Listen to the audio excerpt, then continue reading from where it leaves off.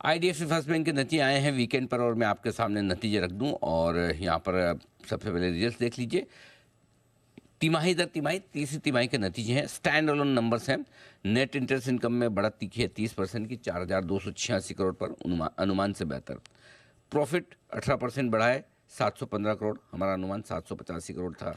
Provisions 45% बढ़कर आए हैं, 654 करोड़ साल दर साल, और तिमाही दर तिमाही करीबन करीबन 24% बढ़े हैं। फीस इनकम में अच्छी बढ़त दिखी है, डिपॉजिट ग्रोथ 43% की दमदार ग्रोथ आती हुई दिख रही है, और लोन ग्रोथ भी 24.5% की रही है। Return on assets, return on equity के मामले में भी बैंक ने अच्छा प्रदर्शन किया है। एसेट क्वालिटी स्टेबल है और बाकी सारे पैरामीटर सब नंबर अच्छे हैं। अगले 5 साल के लिए जो गाइडेंस दिया है उस पर भी हम बातचीत करेंगे मैनेजमेंट से। आइए मुलाकात करते हैं कंपनी के मैनेजिंग डायरेक्टर और सीईओ वी वैद्यनाथन साहब और साथ ही कंपनी के सीएफओ सुधांशु जैन साहब हमारे साथ कार्यक्रम में हो रहे हैं शामिल। आप दोनों का बहुत बहुत स्वागत है। वैद्यनाथन साहब,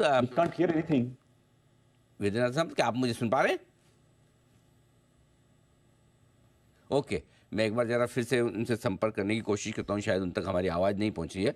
लेकिन नंबर्स में मैंने आपके सामने रखे, मजबूत नंबर्स आए इस तिमाही के, और अगले 5 सालों के लिए जो गाइडेंस दिया उस पर विशेष चर्चा भी करनी है, क्योंकि स्टॉक्स मजबूत नंबर्स के बावजूद थोड़ा सा कमज़ोर है गाइडेंस को लेकर। तो समझेंगे कि क्या कुछ मैनेजमेंट का कहना है इस पूरे गाइडेंस पर। और गाइडेंस अच्छी है, बट पिछले 5 साल वाली जो गाइडेंस थी वो ज्यादा मजबूत थी, तो उस हिसाब से नहीं, बट फिर बेस भी तो बढ़ गया इनका, वो भी बाजार पे हायर बेस पे, वही जानने की समझने की कोशिश करेंगे। तब तक आइए, हो चुके हैं शामिल वैद्यनाथन सर। वैसे तो नंबर्स बहुत मजबूत दिख रहे हैं इस तिमाही के, लेकिन टॉक ऑफ द टाउन आपके अगले 5 साल का गाइडेंस है, तो शुरुआत वहाँ से करता हूँ, उसके बाद रिजल्ट पर भी विस्तार से बात करूँगा।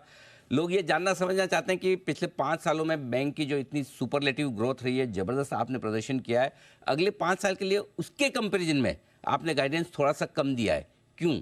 बैंक का बेस हाई है इसलिए, या फिर इंडस्ट्री में आपको थोड़ा स्लो डाउन नजर आता है? First of all thank you for that. जो हमारा इसमें 2 चीजें हैं।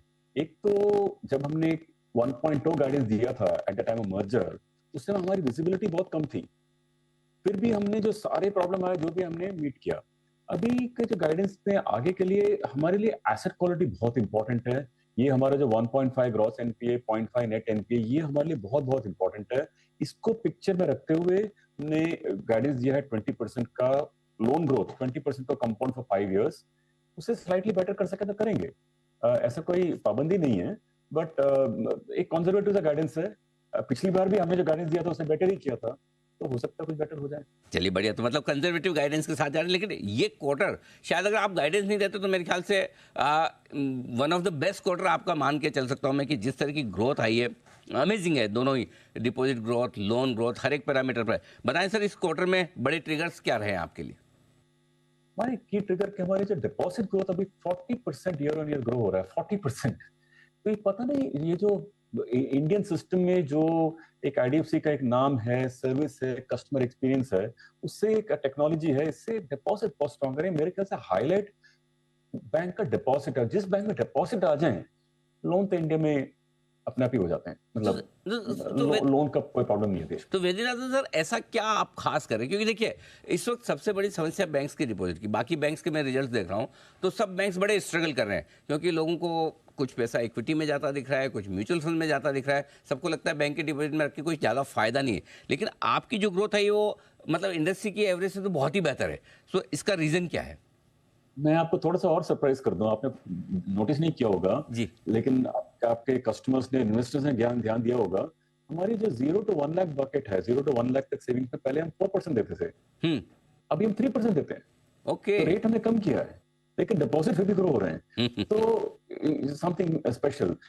हम लोग बहुत बहुत बहुत फोकस करते हैं कस्टमर सर्विस पे, और हमारे एम्प्लॉइज को बोलते हैं कि बस कस्टमर को भी नाराज मत करो, कस्टमर को खुश रखो। एंड सिस्टम्स बहुत अच्छे हैं, जो हमारे एम्प्लॉइज हैं उनके लिए जो स्क्रीन्स हैं, सिस्टम्स हैं, हमारे ब्रांचेस बहुत क्लीन हैं, उसमें कोई ओवरक्राउडिंग नहीं है, तो सिस्टम्स अच्छे हैं। सुधांशु जी, एक और चीज़ जो इस रिजल्ट्स में बहुत मजबूत कही जाएगी वो है आपके लिए नेट इंटरेस्ट मार्जिन। मेरे ख्याल से इस तिमाही में आपका अकेला बैंक है जिसने quarter on quarter margins improve किए हैं। जबकि सर जो इंडिकेशन दे रहे हैं कि शायद ब्याज दरें आपने सेविंग्स पे कम की, क्या की है, जो भी है आप समझाएं कि इस इम्प्रूवमेंट के पीछे की वजह और क्या ये सस्टेनेबल है। वजह वही है, बाकी सुधांशु समझा देंगे, बट जी। वजह वही है, हमने रेट कम करके। जी सुधांशु जी।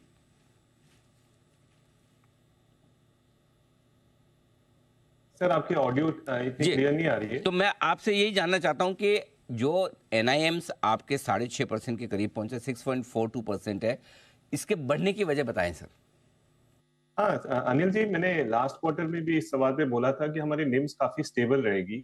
इनफैक्ट अगर आप देखेंगे तो हमारा कासा रेशियो सीक्वेंशियली इंप्रूव हुआ है। तो हम वो थोड़ा लो कॉस्ट डिपॉजिट है, बाकायदा अगर आप FD से कंपेयर करें। FD भी हमने मोबिलाइज की थी, उसका इम्पैक्ट काफी हद तक बुक्स पे आ चुका है। तो हमारा कॉस्ट ऑफ फंड्स इस क्वार्टर में सिर्फ 5 बिप्स बढ़ा है, जबकि यील्ड उससे थोड़ी ज्यादा बढ़ी है, इसीलिए मार्जिन एक्सपैंड हुए हैं 10 बेसिस पॉइंट इस क्वार्टर में। आगे जाते हुए भी मुझे लगता है कि हमारी निम्स काफी स्टेबल ही रहेगी। तो क्योंकि हमारी बुक कॉम्पोजिशन भी थोड़ी डिफरेंट है बाकी बैंक्स के। हमारे बुक्स में फिक्स्ड रेट बुक अबाउट 65% है और फ्लोटिंग 35% है।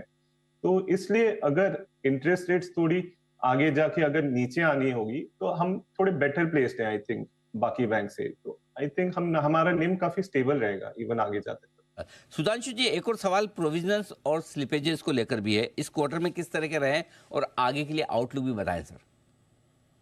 अगर आप स्लिपेजेस देखें तो इस क्वार्टर हमारे स्लिपेजेस अगेन लास्ट क्वार्टर से अगर आप कंपेयर करें तो स्टेबल थे, बोथ ग्रॉस बेसिस पे और नेट बेसिस पे। हमने काफी बाकी इंडिकेटर्स भी यही इंडिकेट करे। हमने बताया कि हमारे SMA1 SMA2 काफी स्टेबल है, 0.85 बेसिस पॉइंट्स पे। हमारी कलेक्शन एफिशिएंसी अर्ली बकेट में लास्ट काफी क्वार्टर से 99.5 99.6% है। सो हम काफी कॉन्शियस है क्रेडिट क्वालिटी को लेके। बैंक की ग्रोथ अच्छी आ रही है, बट हम चाहते हैं कि हमारी क्वालिटी मेंटेन रहे। आप क्रेडिट कॉस्ट भी देखें इस 9 महीने के लिए, तो हमारी क्रेडिट कॉस्ट अबाउट 1.26% है, जो हमारी गाइडेंस से काफी लो है। तो हम चाहते हैं कि हम इसको बरकरार मेंटेन करते रहे। सो काफी अच्छे चल रहे हैं इस वक्त इस फ्रंट पे। हम काफी कॉशियस है, लेकिन बिल्कुल ठीक बात है। जी जी। तो काफ़ी एसेट क्वालिटी पर ज़्यादा फोकस है, जैसा अभी वैद्यनाथन सर भी कह रहे थे।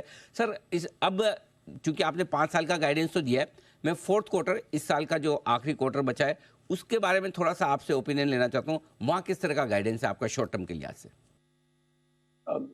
ये तो नेक्स्ट क्वार्टर बहुत शॉर्ट टर्म हो जाता है जी जी। लेकिन ट्रेंड इंप्रूव हो जाएगा। एटलीस्ट हमें लगता है कि प्रॉफिटेबिलिटी का ट्रेंड है। Overall it should be better than what it was in Q3 and more importantly Q3 Q4 of next year, तब जाके वी फील कि सी बेसिकली अनिल जी क्या होने वाला है, हमारी जो डिपॉजिट फ्रेंचाइज है ऑलरेडी साल में अबाउट 50,000 करोड़ का डिपॉजिट आ रहे हैं। तो नेक्स्ट ईयर अगर हमारी जो लोन बुक है वो सिर्फ 20-22% ग्रो होनी है, तो ज्यादा हमें डिपॉजिट चाहिए नहीं। नेक्स्ट ईयर ऑलरेडी मशीन बन चुका है अगले साल के डिपॉजिट्स के लिए। ओके। तो नेक्स्ट ईयर बैंक में के जो इन्वेस्टमेंट होंगे ब्रांचेस में, ATMs में, इंफ्रास्ट्रक्चर में, वो कम होंगे। ओके। इसीलिए Q3 Q4 में एक्चुअली बैंक के प्रॉफिट बढ़ेंगे। एंड वो आप देखते रहिए, हमारी सारी गाइडेंसेस पास्ट की सही निकली हैं, तो आप इसका भी गाइडेंस देख लीजिए। सही से ज़्यादा सर, उम्मीद से जितनी आपने गाइडेंस दी उससे बेटर है ये परफॉर्मेंस। और वैसे मैं ये भी बता दूं, शायद अगर ये नंबर्स नहीं होते जो आपने गाइडेंस थोड़ा स्लो करने की बात की, तो पता नहीं मार्केट का रिएक्शन क्या होता। लेकिन मार्केट को समझ में आ रहा है कि भले आप अगले 5 साल के लिए गाइडेंस थोड़ा लोअर कर रहे हैं, लेकिन आप परफॉर्म उससे बेहतर करेंगे, ये उम्मीद साफ है। बहुत बहुत धन्यवाद वैद्यनाथन सर, सुधांशु जी, आपका हमें समय देने के लिए और नतीजों पर विस्तार से बातचीत करने के लिए। तो एक लास्ट जी जी जी जी एक लास्ट थिंग मैंने बता दें आपको, जो बैंक का पिछले 5 साल में जो हमने फाउंडेशन सेटअप किया है और जो इंफ्रास्ट्रक्चर सेटअप किया है, पीपल, ATM, ब्रांचेस, सब कुछ, उसका बेनिफिट बैंक को अगले 5 साल में आएगा। तो जो अभी हमने जो गाइडेंस दिया है, हमने 5 साल के बाद बैंक का पिक्चर बनाया है। पिक्चर ऐसा है, 2029 में बैंक का लोन बुक 5 लाख करोड़ होना चाहिए। आज करीब 1.9 लाख करोड़ है। ओके। हमारी जो डिपॉजिट है 2029 में 6 लाख करोड़ का होना चाहिए। करीब अभी 1.7 लाख करोड़ चल रहा है, तो 6 लाख करोड़। तीसरा जो है हमारा जो पिक्चर है, उसमें हमारी जो NPA है, हमने गाइड किया है करीब 1.5% पे, और हमने पिछला गाइडेंस पूरा मीट किया है। हमने जो नेट NPA हमने गाइड किया है 0.4% पे, अगेन हमने पुराना गाइडेंस सब मीट किया है। 5 साल रिटर्न ऑन इक्विटी पे हमने जो गाइडेंस किया है करीब 17-18 का, और 17-18 रिटर्न ऑन इक्विटी एक बैंक बना ले उसके बाद और जो कैपिटल उसका सेल्फ सस्टेनिंग हो जाता है। क्योंकि उसको ग्रोथ 20 है, रिटर्न इक्विटी 18 हो जाएगा, तो सेल्फ सस्टेनिंग हो जाएगा करीब करीब। तो ये हमें लगता है we are very excited for 28-29 and हमारी गाड़ी स्टडी गाड़ी है, वो पहुंच जाएगी हमारे हिसाब से। बिल्कुल ठीक बात है। तो 5 साल का जो बैंक का विजन है वो आपके सामने वैद्यनाथन सर ने रखा। सर बहुत बहुत धन्यवाद समय देने के लिए और अपने नतीजों पर विस्तार से हमारे दर्शकों को डायरेक्शन आगे बताने के लिए। IDFC फर्स्ट बैंक आज 5% कमजोर, नंबर्स बहुत ही बेहतरीन शानदार, लेकिन चूंकि गाइडेंस अगले 5 साल के लिए थोड़ी सी लोअर ग्रोथ का दिया है, उस पर बाजार का रिएक्शन, अगर गाइडेंस नहीं होता दीप तो शायद 5% ऊपर भी होता, बिल्कुल, क्योंकि गाइडेंस की वजह से शायद थोड़ा सा मार्केट का रिएक्शन आया। बट एनीवे, चलिए एक छोटे से ब्रेक का वक्त है, जल्द लौटेंगे।